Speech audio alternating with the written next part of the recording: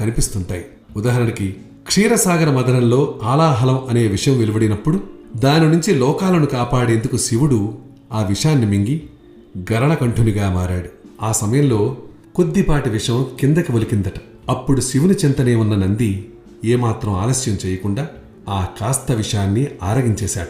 మహామహాదేవతలే ఆలాహలానికి భయపడి పారిపోతుండగా నంది మాత్రం కేవలం శివుని మీద ఉన్న నమ్మకంతో దాన్ని చప్పరించేసి నిశ్చింతగా నిల్చున్నాడు.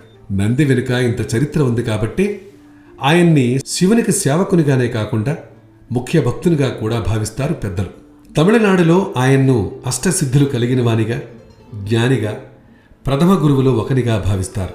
శైవ మత ప్రభావం అధికంగా ఉన్న కర్ణాటకలోని బసవనగుడి, మైసూరు వంటి ప్రదేశాల్లో నందికి ప్రత్యేకించిన ఆలయాలు ఉన్నాయి. ఇక తెలుగునాట కూడా లేపాక్షి అనంతపురంలో ఉంది. మహానంది